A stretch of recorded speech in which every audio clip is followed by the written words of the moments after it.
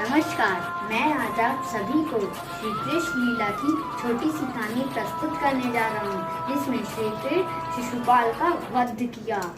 एक समय की बात है, द्वारिका महल में अलग अलग राज्यों के महाराजा उपस्थित थे। तभी श्री कृष्ण पधारे। उसी बीच शिशुपाल भी मौजूद था, जो कुंती की बड़ी बहन सुतासुभा के कोप से जन्म लिया। तभी राज्यसभा में शिशुपाल श्री कृष्ण को भला बुरा बोलने लगा। तभी श्री कृष्ण ने बोला, मैंने बड़ी बुआ से वचन लिया था कि मैं शिशुपाल के 100 गलतियों को माफ कर दूं। अगर 100 से ज्यादा गलतियां की तो उसका मृत्यु मेरे हाथों से निश्चित होगा। इसी वक्त श्री कृष्ण ने अपने सुदर्शन चक्र से शिशुपाल का गर्दन धड़ से अलग कर दिया। यदि कोई दुर्बल मानव तुम्हारा अपमान करे तो क्षमा कर दो, क्योंकि क्षमा करना वीरों का काम है। परंतु यदि अपमान करने वाला बलवान हो तो उसको अवश्य दंड दो।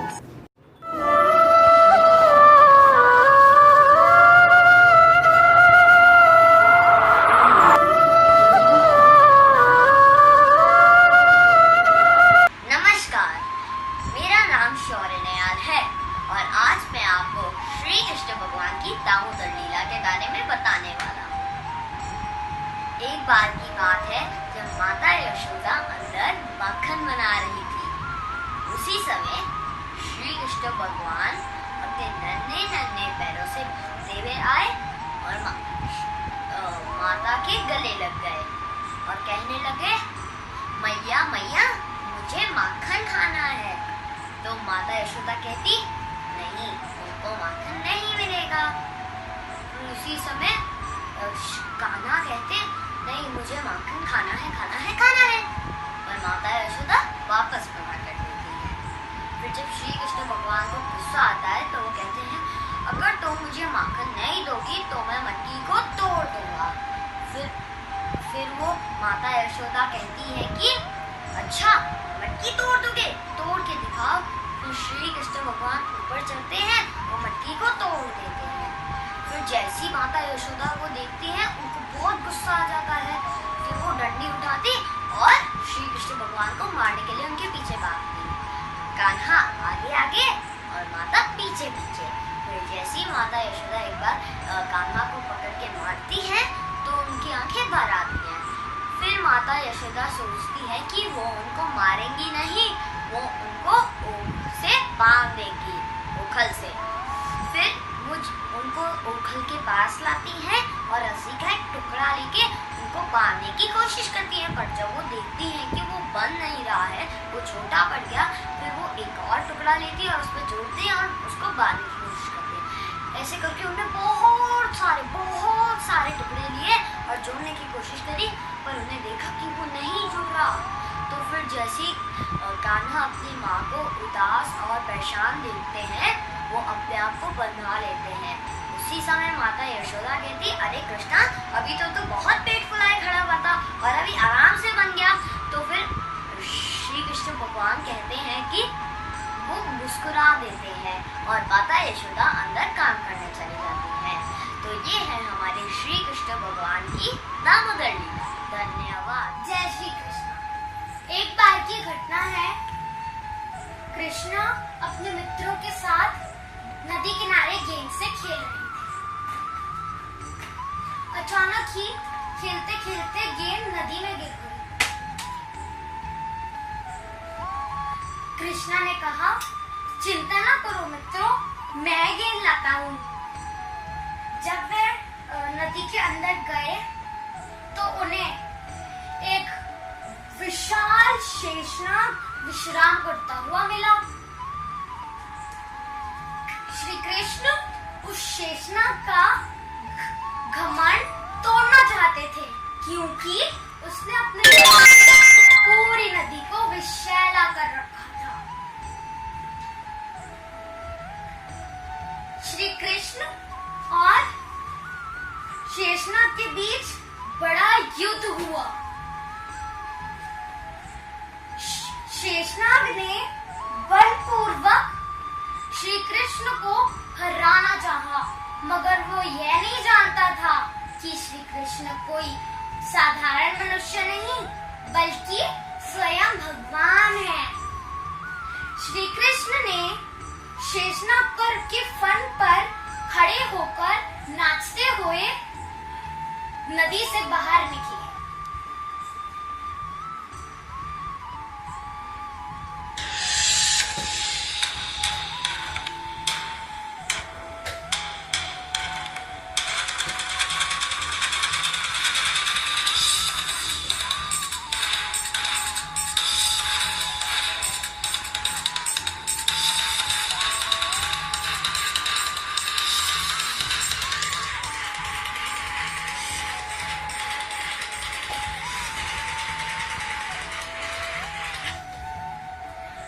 धन्यवाद। आप सबको जन्माष्टमी की बहुत बहुत शुभकामनाएं मेरी तरफ से।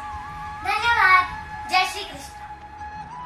श्री कृष्ण चरित्रं गुणानुभावं तदपि न अहं करोमि मम भागीतं हृदयस्फीतं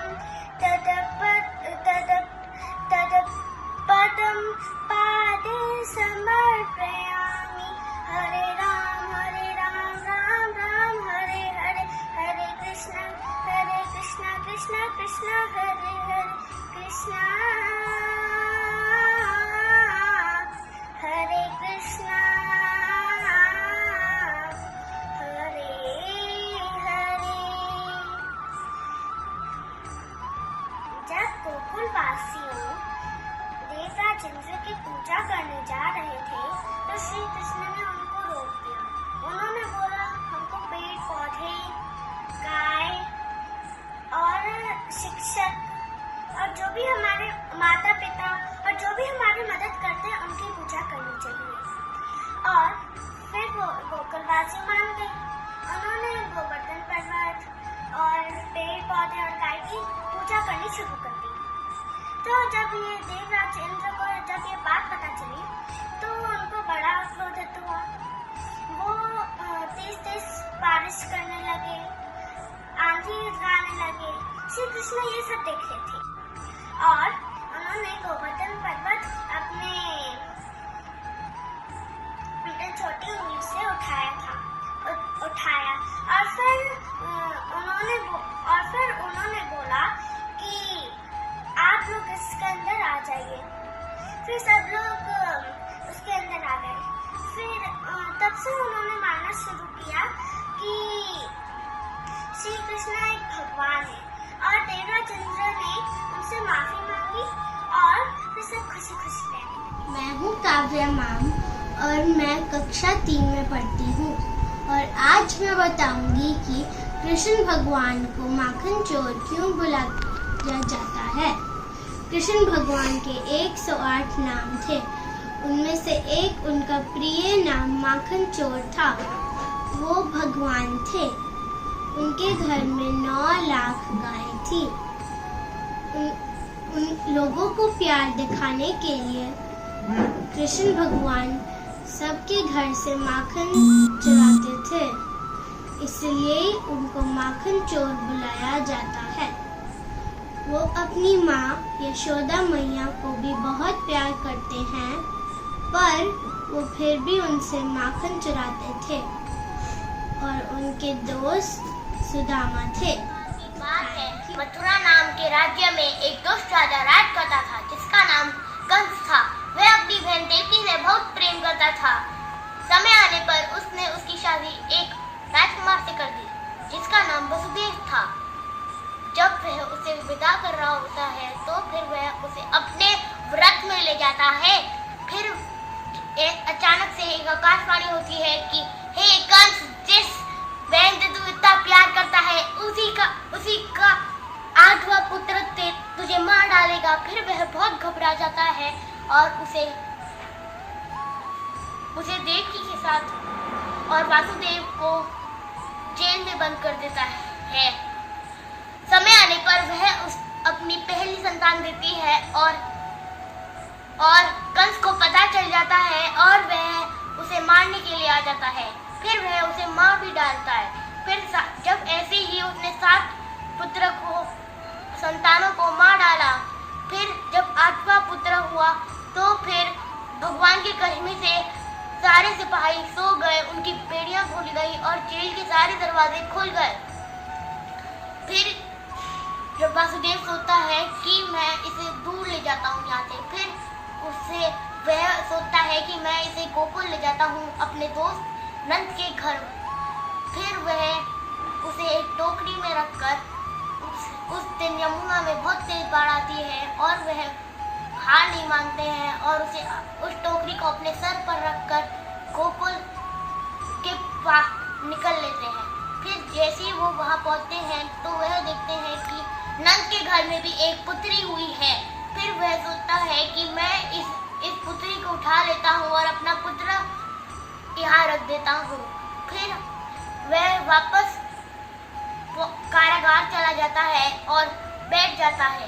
फिर कुछ देर बाद सारे दरवाजे बंद हो जाते हैं और सारे सिपाही जाते हैं। फिर एक सिपाही जाकर कंस को बताता है कि हे कंस, कंस की देवकी ने अपनी पहली संतान दी, 8वीं संतान दे दी।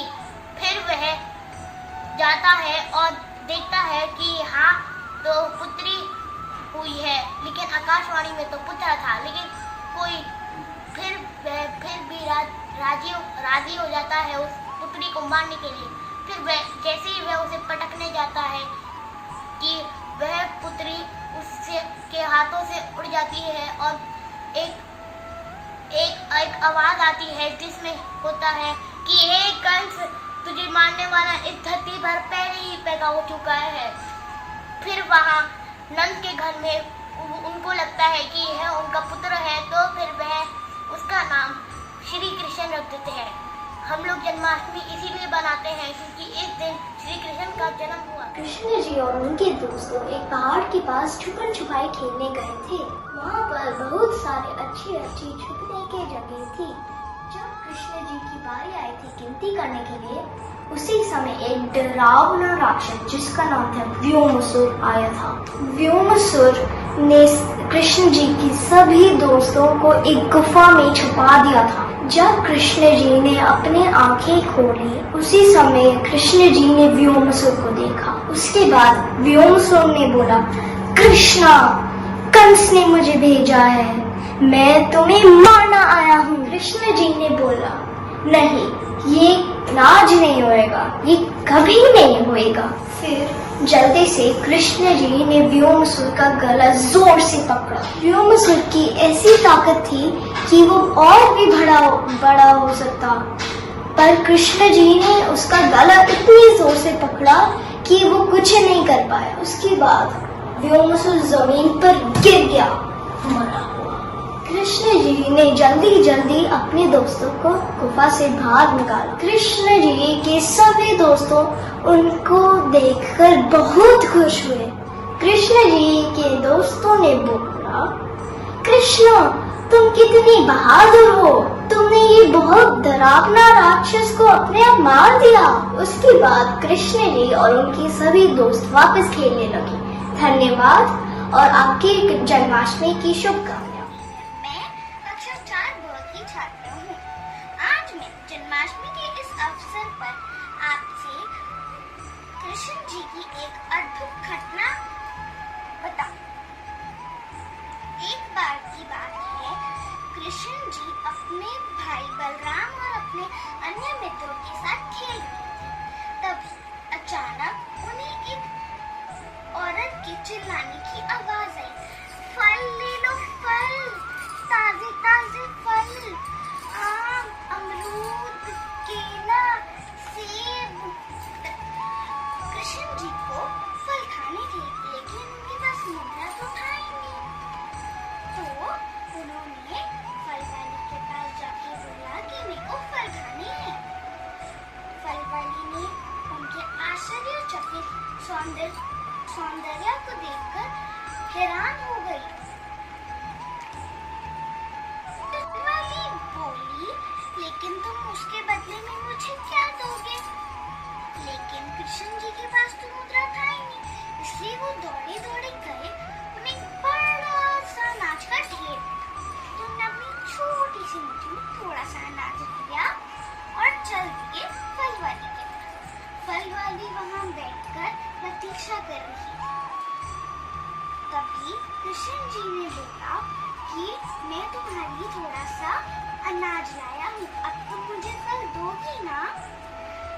फल वाली ने बोला कि तुम्हारी मुट्ठी में तो अनाज ही नहीं है। कृष्ण जी ने अपनी मुट्ठी में देखा तो कृष्ण जी तो देख के हैरान ही हो गए, क्योंकि मुट्ठी में थोड़ा सा भी अनाज नहीं। तो फल वाली ने कहा कि यदि तुम मुझे ना कहो और मेरी गोद में आके बैठ जाओ, तब मैं तुम्हें फल दे दूंगी। तो कृष्ण जी ने इधर उधर देखा कि कोई है तो नहीं, फिर जल्दी से जाकर फल वाली की गोद में। फिर माँ बोला और फटाफट से उनकी गोद से उतर गई। फिर उन्होंने अपनी इच्छा रखी और बोला अब तुम मुझे फल दो। अब फल वाली की भी इच्छा पूरी हो गई थी, तो फल वाली ने उन्हें फल दे दिया। फल वाली उन्हें देखकर अपने घर चली गई और उन्होंने अपनी टोकरी में देखा तो उनकी टोकरी फल से नहीं, सोना और जेवर से भरी हुई थी। तो कृष्ण का ये चमत्कार हमें ये बताता है कि कोई भी उन्हें प्यार और श्रद्धा से कुछ भी दे, वो बदले में 100 गुना। राधे राधे मित्रों, मैं अनन्या गुप्ता कक्षा 4वीं बी की छात्रा हूँ। आज जन्माष्टमी के अवसर पर मैं भगवान श्री कृष्ण का एक रोचक तथ्य बताने जा रही हूँ। क्या आपको पता है भगवान श्री कृष्ण को गोविंद क्यों कहते हैं? नहीं पता? आइए मैं बताती हूँ। एक दिन भगवान श्री कृष्ण के पास कामधेनु नामक गाय स्वर्ग से आई।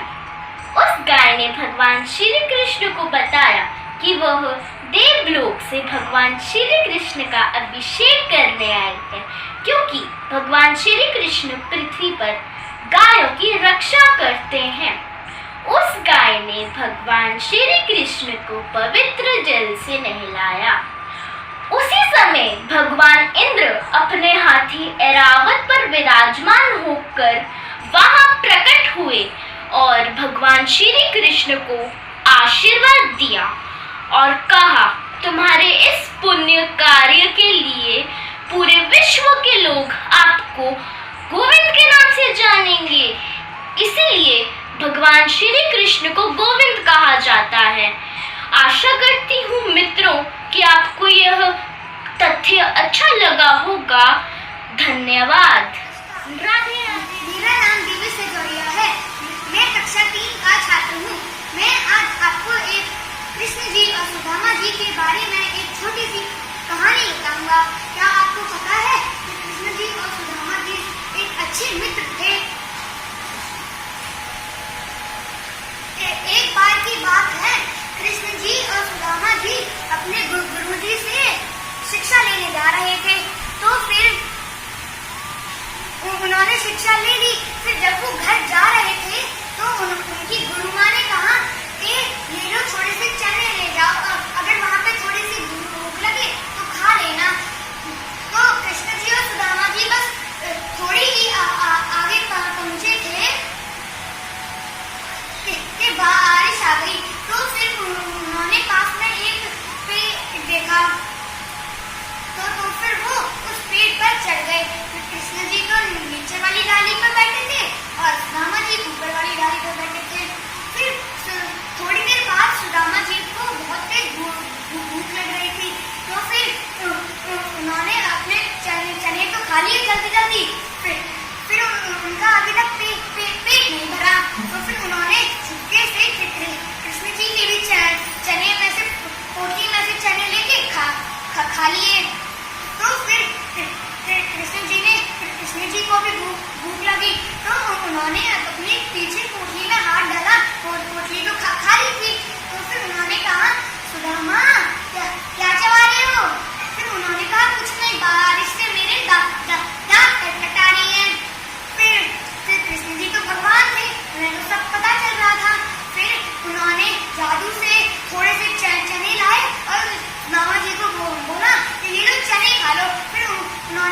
तुम्हारे पास कहाँ से आए? तो फिर कृष्ण जी ने कहा गुरु माँ ने दिए थे। फिर उन्होंने कहा क्यों? उन्होंने कहा थोड़े से और ले जाना, अगर खत्म हो जाए तो वो भी खा लेना। और फिर वो बारिश बंद हो गई और फिर वो घर चले गए। और आपको पता है कि कृष्ण जी तो बड़े होके राजा बने और सुदामा जी बड़े होके थोड़े से गरीब बन गए। इसलिए हमें किसी के हिस्से का भाग नहीं खाना चाहिए। धन्यवाद। राधे कृष्ण। नाम परी है। मैं कक्षा 5 की छात्र हूँ और आज श्री कृष्ण जन्माष्टमी के अवसर में मैं आपके सामने कृष्ण की लीला का वर्णन करने जा रही हूँ। श्री कृष्ण भगवान को अनेक नामों में जाना जाता है, उनमें से एक नाम रणछोड़ भी है। जी हाँ, यह घटना तब की है जब मगध के राजा जरासंध ने कालीवन का साथ लेकर श्री कृष्ण भगवान को युद्ध के लिए ललकारा था और श्री कृष्ण भगवान युद्ध के मैदान को छोड़कर चले गए थे। कालीवन को शिव भगवान से यह वरदान मिला था कि ना ही कोई सूर्यवंशी और ना ही कोई चंद्रवंशी तुम्हें मार सकता है। इसीलिए श्री कृष्ण भगवान युद्ध के मैदान को छोड़कर एक गुफा के अंदर छुप गए, जहां राक्षसों का वध करने के बाद राजा मुचकुंद सोए हुए थे। श्री कृष्ण भगवान ने अपना पीताम्बर राजा मुचकुंद के ऊपर डाल दिया। कालीवन ने जैसे ही राजा मुचकुंद को लात मारकर उठाया, तभी राजा मुचकुंद की नींद टूट गई और कालीवन जलकर खाक हो गया, क्योंकि इंद्रदेव ने राजा मुचकुंद को यह वरदान दिया था कि कोई भी तुम्हें तुम्हारी नींद से जगाएगा वह जलकर खाक हो जाएगा। और यह बात श्री कृष्ण भगवान को भली भांति पता थी, इसीलिए उनको हम रणछोड़ कहते हैं, क्योंकि वह युद्ध के मैदान को छोड़कर चले गए। जय श्री कृष्ण। मैं अद्विता कर कक्षा 5 की छात्रा हूँ।